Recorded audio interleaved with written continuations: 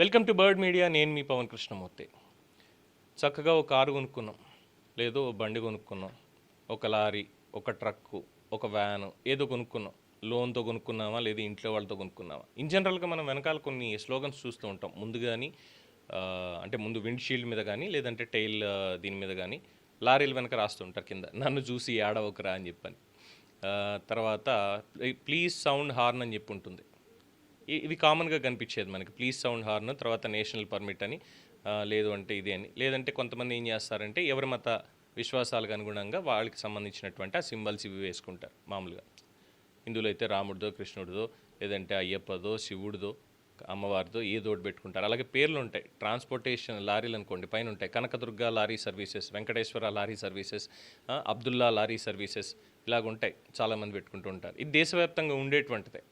అయితే ఈ దీంట్లో డిఫరెన్సియేషన్ ప్రభుత్వానికి సంబంధించినటువంటి వెహికల్స్కి గవర్నమెంట్ వెహికల్ అని ఉంటుంది. అట్ ద సేమ్ టైం ముందు ఒక నేమ్ బోర్డు ఉంటుంది, లేదంటే వాళ్ళ ఆ పదవిని సూచించేటువంటి ఇది ఉంటుంది. అంటే డిస్ట్రిక్ట్ కలెక్టర్, మేయర్, మినిస్టర్స్కి అది పెట్టుకోరు. సఫలానా మినిస్టర్ అని వాళ్ళు పెట్టుకోరు. ఏంటంటే జస్ట్ గవర్నమెంట్ వెహికల్ అనేది మాత్రమే ఉంటుంది దానికి. అది కూడా మెన్షన్ చేయకపోవచ్చు చాలాసార్లు, ఎందుకంటే ఎస్కార్ట్ ఉంటుంది కాబట్టి జనరల్ వెహికల్ కింద దాన్ని పరిగణించాల్సి వస్తుంది వాళ్ళ కాన్వాయ్ని. సో అది పక్కన పెట్టేస్తారు.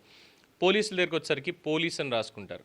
ఏది పోలీస్ డిపార్ట్మెంట్ యూజ్ చేసే వెహికల్కి at the same time police అధికారుల సొంత వాహనాలకి పోలీస్ అని రాసుకుంటారు. అలాగే మీడియా వాళ్ళకి ప్రెస్ అని రాసుకుంటాం. ప్రెస్, లేదంటే ఇటీవల కాలంలో కొంతమంది ఏంటంటే ప్రెస్ అని రాస్తుంటే అక్రిడేషన్ కార్డులు అడుగుతున్నారు అన్నటువంటి దాంతో డిజిటల్ మీడియా ప్లాట్ఫామ్స్, లేదంటే డిజిటల్ మీడియా అని పెట్టుకుంటున్నారు.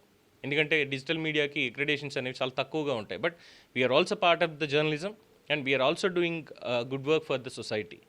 సరే, అదొక పాయింట్. అయితే ఇన్ జనరల్గా మిగతావి డాడ్ గిఫ్ట్, మామ్స్ గిఫ్ట్, అమ్మ ప్రేమతో, లేదంటే నాన్నకి ప్రేమతో, ఇవన్నీ కామన్గా ఉంటాయి. ఇంకా కొంతమంది అభిమానులు అయితే వాళ్ళ సినిమా హీరోలకు సంబంధించినటువంటి ఇవో పెట్టుకుంటూ ఉంటారు. బట్ కొంతమంది మాత్రమే, అది ఎంత పర్సంటేజ్ ఉంది అనేది మనకైతే తెలియదు. కానీ ఇప్పుడు ప్రభుత్వం తీసుకుంటున్నటువంటి, రవాణా శాఖ తీసుకుంటున్నటువంటి దాని ప్రకారం బండి మీద కనుక వాళ్ళ కులాన్ని సూచించేటువంటి పేరు కనుక రాస్తే 10,000 రూపాయలు జరిమానా.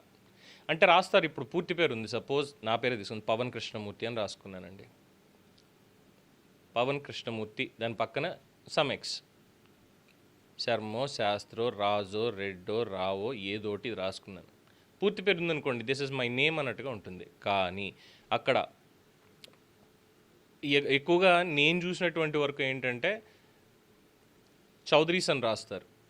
నార్త్ ఇండియన్స్ నుంచి ఇక్కడికి వచ్చినటువంటి వాళ్ళు కానీ, మిగతా వాళ్ళు కానీ యాదవ్స్ అని రాస్తారు. లేదంటే కొంతమంది జీసస్కి సంబంధించినటువంటి స్లోగన్ రాస్తారు. కొంతమంది ఏంటంటే అల్లాకి సంబంధించినటువంటి ఆ స్లోగన్స్ ఏవైతే ఉంటాయో అరబ్బీలో వాటిని రాస్తారు. మతాన్ని సూచించేదానికైనా, కేవలం కులాన్ని సూచించేదానికైనా, మతానికి సూచించేదానికి కూడా ఏమన్నా ఉంటాయా అనేది మాత్రం ఇందులో ఇవ్వలేదు. దేశంలోని అనేక రాష్ట్రాల్లో వాహనాలపై కులాల పేర్లని ప్రదర్శించడంపై ట్రాఫిక్ పోలీసులు కఠిన చర్యలు చేపడుతున్నారు. కొంతమంది వాహనదారులు తమ కుల గుర్తింపును గౌరవానికి చిహ్నంగా భావిస్తూ నంబర్ ప్లేట్లు లేదా వాహనాలపై స్టిక్కర్లు అంటించుకుంటున్నారు. అయితే మోటార్ వాహనాల చట్టం 1988, సెంట్రల్ మోటార్ వెహికల్స్ రూల్ 1989 ప్రకారం ఇది చట్టవిరుద్ధం అని అధికారులు స్పష్టం చేస్తున్నారు. మొదటిసారి పట్టుబడితే 5,000కు, పునరావృతం అయితే 10,000 జరిమానాతో పాటు జైలు శిక్ష కూడా విధించేటువంటి అవకాశం ఉంది. ఇలాంటి ఉల్లంఘనలకు పాల్పడే వాహనదారులకు కూడా 1000 నుంచి 2,500 వరకు జరిమానా విధిస్తున్నారు. ఉత్తరప్రదేశ్, హర్యానా వంటి రాష్ట్రాల్లో ఇప్పటికే వేల సంఖ్యలో చలాన్లు జారీ అయ్యి నంబర్ ప్లేట్లు స్పష్టంగా లేకపోవడం వల్ల ప్రమాదాలు లేదా నేరాలు జరిగినప్పుడు వాహనాలు గుర్తించడం కష్టమవుతుందని, కుల సూచికలు సామాజిక సామరస్యానికి భంగం కలిగిస్తాయని అధికారులు చెప్తున్నారు. ఇది ఎలా ఉందంటే ఒక రకంగా సమర్థించవచ్చు, ఒక రకంగా సమర్థించడానికి కూడా లేదు. బికాస్ బండి మీద వాళ్ళు అన్నటువంటి పాయింట్ కరెక్టే. ఏవైతే నంబర్ ప్లేట్లు అకార్డింగ్ టు ద ఈ 1988 మోటార్ వెహికల్స్ యాక్ట్ ఉందో దాని ప్రకారం నంబర్ ప్లేట్ అనేది వైట్ మీద బ్లాక్ కలర్ తోటి విజిబుల్గా ఉండాలి. అలాగే డిఫరెంట్ నెంబర్ ప్లేట్స్ ఉంటాయి మనకి, పర్సనల్ యూస్కి కానీ, తర్వాత private use in the sense క్యాబ్లకో, లేదంటే ట్రాన్స్పోర్టేషన్కో, వీటికి ఉండేది ఎల్లో కలర్ ప్లేట్స్ ఉంటాయి. అలాగే బ్లూ కలర్ డిప్లొమాట్స్కి సంబంధించి ఉంటాయి. గ్రీన్ కలర్ ఇప్పుడు ఈవీ వెహికల్స్ ఏవైతే ఉన్నాయో వాటికి వస్తున్నాయి. ఇలా చెప్పుకుంటూ వెళ్తే చాలా ఉన్నాయి డిఫరెంట్. దానికి తగ్గట్టుగా అకార్డింగ్ టు ద రూల్స్ అందరికీ అవేమి ఇవ్వరు. సో నార్మల్గా ఉన్నటువంటిది అంటే white plate with black letters అన్నది అవి బోల్డ్గా వాళ్ళు ఇచ్చినటువంటి ఫాంట్లో ఉండాలి. కానీ కొంతమంది ఏం చేస్తారంటే ఫ్యాన్సీ అన్నటువంటి పేరుతోటి సపోజ్ 8055 నంబర్ వచ్చిందండి నాకు. 8055ని ఆ నెంబర్ని నేను ఇంగ్లీష్ వర్డ్స్లో BOSS కింద నేను దాన్ని కన్వర్ట్ చేసేసి నేను పెట్టేస్తున్నా. బాస్ అనే నెంబర్ ఏమైనా ఉందా? అది కూడా అడ్డదిడ్డమైనటువంటి కామెంట్స్ తోటి, లైక్ ఫాంట్స్ తోటి, డిజైన్స్ తోటి. మరి అప్పుడు అక్కడ దేనికి చలానేస్తారు? ఆ నెంబర్ ఏదని కనుక్కోవాలి. వాడు ఒకవేళ యాక్సిడెంట్ చేశాడు అనుకుందాం అదే బండి వేసుకుని, లేదు ఇంకేమైనా నేరంలో ఉన్నాడు అనుకుందాం. దాన్ని చూసిన తర్వాత అసలు ఈ బండి నెంబర్ ఏంటిది, ఇది ఎలాగా అని ఎలా చూస్తారు? ఇది ఒక రకంగా దేశవ్యాప్తంగా సమస్య. కొంతమంది ఎస్పెషల్లీ మన తెలుగు రాష్ట్రాల్లో చూస్తున్నాం కదా, ఆ పార్టీ ఈ పార్టీ అని లేదు, ఆల్ పార్టీస్ అన్నీ ఆతాన్లో ముక్కల కార్యకర్తలే. వాళ్ళ అభిమానాన్ని చూపించుకోవడానికి తెలుగుదేశం పార్టీ, జనసేన, వైఎస్ఆర్సీపీ, కాంగ్రెస్ పార్టీ ఈ మధ్య లేదు, అప్పట్లో బాగా గట్టిగా ఉండేది. ఇప్పుడైతే కాంగ్రెస్ పార్టీ లేదు. తెలంగాణకు వచ్చేసరికి ఇక్కడ ఉంది Congress party, at the same time BRS, ఇంకా బీజేపీ. ఇవి కాకుండా ఇక మిగతా ఉన్నటువంటి పార్టీలు బీఎస్పీ అని, లేదంటే ఇటీవల పుట్టుకొచ్చినటువంటి కొత్త పార్టీలు కానీ ఇవి కానీ, నంబర్ ప్లేట్ మీద ఉండాల్సిన దాని సైజు కంటే కూడా చాలా చిన్నగా నంబర్లు ఉండి నేతల ఫోటోలో ఆ టీడీపీ, జనసేన, బీజేపీ, వైఎస్ఆర్సీపీ వీళ్ళ ఆ లోగోలో ఇవన్నీ కూడా పెట్టుకుంటూ వెళ్ళిపోతున్నారు. విచ్ ఇస్ అది రూల్ని వైలేట్ చేయడమే. సో దానికి ఫైన్లు ఉంటాయి ఖచ్చితంగా. అలాగే నంబర్ ప్లేట్ కూడా అది ఎవరికైనా నిర్దిష్టంగా ఇచ్చినటువంటి రూల్ ప్రకారం ఉండాలి. నువ్వు ఎంత ₹1,00,00,000 పెట్టి కారు కొన్నా సరే దానికి VIP నెంబర్ 0001 అని పెట్టుకుని కొన్నా సరే దానికి 10 లక్షలు తగలేసి నీకు నచ్చినట్టుగా నేను దాని మీద వెండి ప్లేట్ వేయించుకుని చేసుకుంటా, నేను బంగారం ప్లేట్ చేసుకుంటా, కుదరదు. High security number plate government వారే ప్రొవైడ్ చేస్తారు. లేదు అంటే పార్షియల్గా నెంబర్ క్లియర్గా విజిబిలిటీ అనేది ఉంది అంటే కొన్నిసార్లు ఏంటంటే మనకు నచ్చినట్టుగా చేయించుకున్న దాన్ని యాక్సెప్ట్ చేస్తున్నారు. దాని మీద పెద్ద అభ్యంతరం పెట్టట్లేదు. ఎందుకంటే సరే ₹1,00,00,000 పెట్టి కొనుక్కున్న వాళ్ళకు కూడా చిన్న ముచ్చట ఉంటుంది కాబట్టేనే మానవతా కోణంలో ఆలోచించి. బట్ ఇవి చాలా వరకు ఇబ్బందికరంగా మారుతున్నాయి. చాలా వరకు కొంతమంది నంబర్ ప్లేట్లకి అసలు నంబర్లే పెట్టట్లేదు. ఈ మధ్యకాలంలో ఇంకొక వింత పోకడ కూడా రెడీ అయింది. ఏంటంటే నంబర్ ప్లేట్ వెనకాల స్ప్రింగ్ పెడుతున్నారు. ఆ స్ప్రింగ్ పెట్టడంతో ఏమవుతుందంటే ఒక చిన్నపాటి లివర్ని హ్యాండిల్ దగ్గర ఇంకో చోట పెట్టుకోవడం, అలాగే మొన్న ఇంకో చోట కూడా నంబర్ ప్లేట్ స్విచ్చింగ్ అనమాట. స్పీడ్గా వెళ్తున్నారు ఇంకోటి అనుకుంటే ఒరిజినల్ నెంబర్ ప్లేట్ కాకుండా వేరే ఇంకొక నెంబర్ ప్లేట్ని దాని పైన పెట్టి ఇమీడియట్గా స్విచ్ అయిపోయేలా పెడుతున్నారు. అంటే నేరానికి పాల్పడేటువంటి విధంగానే ఉన్నారని ఇప్పుడు ఇది తీసుకొచ్చారు. అయితే దీని మీద మిక్స్డ్ ఒపీనియన్స్ అనేవి వస్తున్నాయి. చాలామంది అభినందిస్తున్నారు, ఎస్ కరెక్టే, ఇలాంటివి రావడంలో తప్పు లేదు, ఇబ్బంది లేదు. కులానికి సంబంధించినటువంటి ప్రసక్తి మీద తీసుకొచ్చారు కాబట్టి ముందుగా రెడ్డి అను, నాయుడు అను, రాజు అను, క్షత్రియ అను, ఇంకోటను ఇష్టం వచ్చినట్టు కులాన్ని ప్రతిబింబించేలా ఏమన్నా రాస్తే మాత్రం ₹10,000 వరకు జరిమానా అనేది చెప్తున్నారు.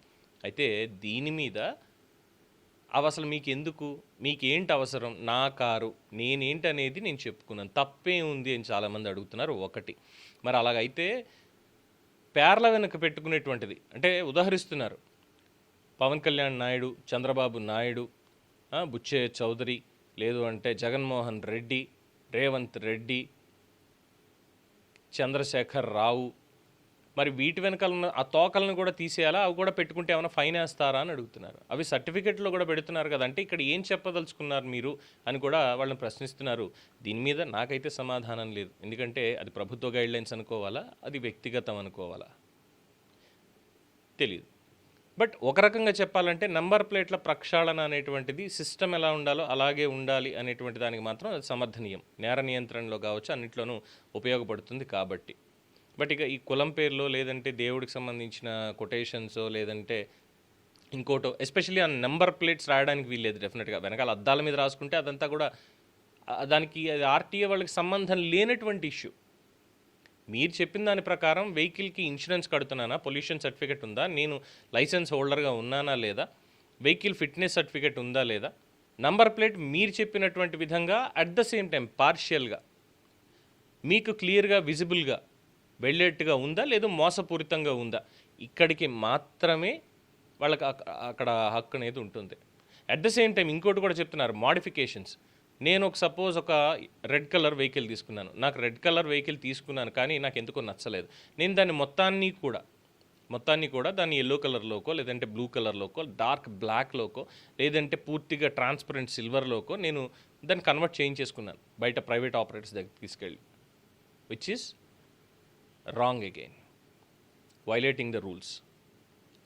ఆర్సీ ఇస్తారు, రిజిస్ట్రేషన్ సర్టిఫికేట్ ఇస్తారు మనకి, దాంట్లో ఏదైతే మెన్షన్ చేస్తారో మ్యానుఫ్యాక్చర్డ్ అనేటువంటి దగ్గర మెన్షన్ చేస్తారో అదే కలర్లో బండి ఉండాలి. లేదు మనం మాడిఫై చేయించుకోవాలంటే మాడిఫికేషన్ సర్టిఫికేట్ అనేది ఆర్టీఏ వాళ్ళ దగ్గర ఖచ్చితంగా తీసుకోవాలి. నా కంఫర్ట్కి తగ్గట్టుగా నాకు బండి ఉంది నచ్చింది, బట్ నా కంఫర్ట్ తగ్గట్టుగా లేదు, ఆ కంఫర్ట్ తగ్గట్టుగా కంపెనీ వాడు తయారు చేసి ఇవ్వడు, కస్టమైజ్ చేసి ఇవ్వడు. అందువల్ల కస్టమైజేషన్ నేను బయట చేయించుకుంటున్నాను కాబట్టి sir it will be customized అని వాళ్ళ దగ్గర నుంచి ముందే పర్మిషన్ తీసుకుని చేసుకోవాలి. ఇవన్నీ అందరికీ తెలిసినటువంటి విషయాలే. బట్ ఎందుకో ఈ కులం అన్నటువంటి పాయింట్ దగ్గరికి వచ్చేసరికి కరెక్టేనా కాదా అన్నటువంటి ఒక సందిగ్ధత, ఆ సందిగ్ధతకి సమాధానం మీరే చెప్పాలి. మీ అభిప్రాయం తెలియచేయండి. చూస్తూనే ఉండండి ది బర్డ్ మీడియా.